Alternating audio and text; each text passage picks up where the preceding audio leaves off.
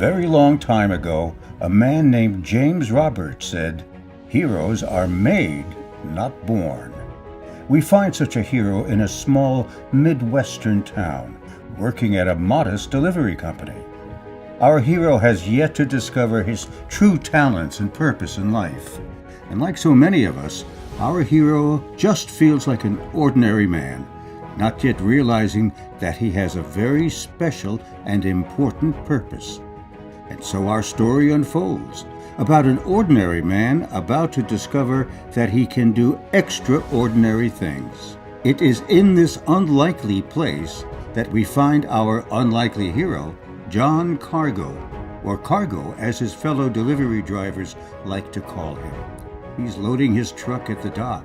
Cargo will soon be on his way to deliver goods and packages to his customers. "Hey, Cargo, how's it going today? Do you have a heavy load?" his fellow employee Dave asked. "No, not too heavy. I hit the gym earlier this morning, so I think I'm strong enough to handle it," Cargo said, laughing. Cargo has had the same consistent workout routine for the last 10 years. He works out and then eats a good breakfast before heading to work, his way of preparing himself to be strong for his workday. A regular workout and eating a balanced breakfast always puts Cargo in a positive mood to smile and deliver packages to all the customers on his route. In fact, all of Cargo's customers know him by name and often give him cookies and tips to thank him when he drops packages off to them. He is well known around the community and well respected as a hard and honest worker. After a long shift, when most folks went to bed, Cargo went home to work on his secret project. "That is the end of my shift. I'll see you all on Monday. Don't work too hard. It's Friday," Cargo exclaimed. Cargo did not live too far from the job, so often he would just walk home after a long day at work. And one sunny day, as he was walking home, he stumbled upon a beautiful bright stone. It was smooth, round, and just sitting on the side of the street, so he decided to pick it up. "I'd better put this in its rightful place," he thought. "Maybe I can recycle this using my secret project," he pondered as he looked at the shiny stone before putting it into his backpack. Once home, Cargo dropped his bag in his room and went into his garage, where he kept the special project on which he was working. There in the middle of the garage sat his project, a robotic recycling bin on wheels that was supposed to move on its own. But for some reason, Cargo could not figure out how to make it work. "Okay, R-Cycle," the name he called the robot, "you're going to work for me today, right?" he asked, hoping. Cargo worked on the robot for another 2 hours without any luck before he decided to go to bed. "Well, at least I can put this stone in R-Cycle to recycle it, just to put it in the right place, even if this robot does not work," he sighed. Cargo went to bed exhausted. As he slept, the stone inside R-Cycle began to light up, and suddenly there was a big boom in the middle of the night. Hearing the noise, Cargo jumped up and put on his slippers on the way to the garage to see what caused the sound. When he walked into the garage, to his amazement, R-Cycle was working on its own, bumping into things in the garage as he rolled around. "Hey, what's going on?" Cargo said with surprise. "Hi, I'm R-Cycle," the robot said aloud. Cargo jumped back in shock and grabbed his chest because he was surprised his robot could actually speak. "How are you talking?" Cargo asked. "I came to life when you put that magic stone in me," R-Cycle answered. "You mean that old rock?" Cargo questioned. "Yes, but that old rock is no ordinary rock. It's a magical opal stone that has magical powers to bring things to life and give the holder of the stone special powers. It can be used to do good things in the hands of good people and do bad things in the hands of evil people," R-Cycle explained. "Really, where did it come from then?" Cargo questioned. "Ah, yes, I'm glad you asked. The stone came from the majestic spring in the blue valleys past the yellow forest," R-Cycle answered. The Yellow Forest was several miles away from Cargo's job, so he knew that location exactly. Some townspeople said the forest was mysterious because long ago a fiery volcano erupted and left tons of those stones scattered around the nearby hot springs. The springs are located on the mountain up the hillside of the forest. "There's something I must tell you, Cargo," R-Cycle said. "Every 1,000 years, the evil litterbugs from the planet Chaos, led by their evil litterbug lord Hazar, travel to Earth to the majestic spring to collect the opal stones to give them special evil powers."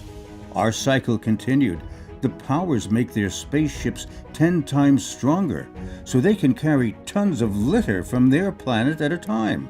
Their planet is covered in garbage and filth, and with the special powers, they plan to take all of their trash from their planet and dump it on Earth to destroy our planet with litter.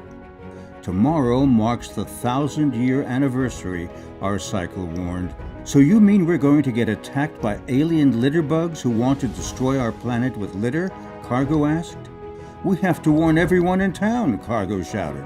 "Let's go now," R-Cycle said. "It's really late, so let's rest a few more hours and go warn everyone really early first thing in the morning," said Cargo. "Okay, but first thing in the morning, the litterbugs love to attack in the afternoon," said R-Cycle. Cargo set the alarm for 5 a.m., and the two slept so they could store up their strength for the morning's events. They had an appointment to warn the townspeople about the alien danger. Bright and early the next morning, the alarm clock rang loud like a fire truck and woke both Cargo and R-Cycle up quickly. "We have to go warn the townspeople," said Cargo as he put on his shoes and hat. R-Cycle rolled behind Cargo and followed him out as they walked around the town, knocking on doors and warning folks of the afternoon invasion. They went to every house and told everyone, but the townspeople, including his co-workers, just laughed in their faces because they did not believe them. It was just too odd to believe that aliens were going to attack and litter the planet. As they walked away from the very last house, after being laughed away from the door, Cargo looked at his watch. It was only an hour until noon. He turned to R-Cycle and said, "Well, I guess it's up to us now. Pass me that stone. I have an idea." Cargo took the stone and held it until it lit up in his hands. "I see what you're doing. The opal stone will give you magical powers of strength," R-Cycle said in amazement. "That's right, my friend. My plan is to catch the falling litter and load them into you so you can quickly recycle the litter. Maybe once the litterbugs see us standing up to them to foil their plan, they will retreat back to their planet," Cargo said hopefully. "Right on," R-Cycle exclaimed with a high five to Cargo. The pair then walked the long trail through the Yellow Forest and came to a clearing on a hillside known as the Majestic Spring. They looked up and saw the last spaceship carrying off the last of the opal stones. "Oh no, we're too late. They'll be back with tons of litter to drop on us now, maybe even more than we can handle," R-Cycle said with fear in his voice. "Have no fear. We have hope and strength with teamwork. Let's just stick to the plan. I will catch the litter and quickly load it in you to recycle the waste. We'll be ready when they come back," said Cargo with determination. "Maybe they won't come back," R-Cycle said optimistically.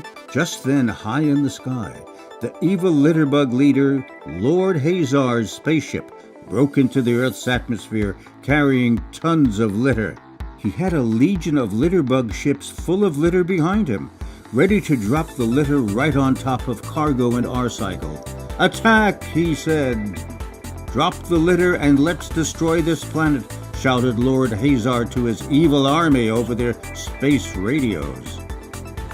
Cargo looked at R-Cycle. "Are you ready?" he asked. "I guess," said R-Cycle, gearing up for battle. The skies began to fill with falling litter, but as the litter fell, Cargo ran, caught, stacked, and loaded the litter into R-Cycle, who stayed right by his side to recycle it. The two moved super fast like cheetahs and were strong like powerful elephants because of the power of the magic opal stone. They worked as a team, stacking and loading all the litter as it fell. It was awesome to see their teamwork. Just as they began to feel like the battle was ending, Lord Hazar shouted to his crew again, "Send in the reinforcements!" Out of nowhere, another 1,000 ships full of litter appeared in the sky overhead and began dropping even more litter onto Cargo and R-Cycle. R-Cycle's wheel hit a jagged rock while trying to keep up with Cargo, and his tire went flat, and he could not move. Meanwhile, Cargo was so focused on catching the litter, he did not notice R-Cycle's flat tire until his hands were full and R-Cycle was several feet away and could not move any closer so he could unload the litter. It seemed like they were doomed. "Hey, we almost have them defeated," Lord Hazar exclaimed. "Just a few more dumps of litter and we will take over this hillside and move on to destroy the rest of the planet," he continued. Just when Cargo began to put his head down and give up, out of the corner of his eye he saw his co-workers and fellow delivery drivers from his job marching up the hill. They each had a recycling bin, put on their gloves, and quickly sprang into action by helping to stack and load the falling litter. One worker helped fix R-Cycle's flat tire, and R-Cycle took off, zooming to the side of Cargo as the whole group of delivery drivers stacked and loaded the falling litter. Oh, what an incredible sight to see. All of a sudden, Lord Hazar shouted on the radio to his evil army, "It is not working! Retreat!" Lord Hazar shouted out the spaceship window to Cargo, "You have not seen the last of me." Cargo and R-Cycle high-fived each other and the rest of the team as they shouted in unison, "Victory!" When the team's victory shout had diminished, Cargo said to them, "Hey guys, thanks for helping us save this beautiful planet. Did you finally believe me?" Dave spoke up and said, "No, we didn't believe you, but you are our friend and we came to support you, no matter how crazy we all thought you were." The whole crowd laughed. Some of the townspeople joined the group and gave the volunteers water bottles for their hard-fought battle. Cargo raised his bottle high in the air and said, "Well, here is to friendship and teamwork." Everyone around lifted their water bottles to join in the big toast and cheered. R-Cycle turned to the crowd and said, "Don't forget to recycle those bottles." Cargo laughed and said, "I am sure they won't forget. I am sure they won't." Cargo and the rest of the team laughed and cheered together for a job well done. They looked up at the blue sky. The afternoon sun beamed down on them as if to smile and say, "Thank you for keeping me green and beautiful."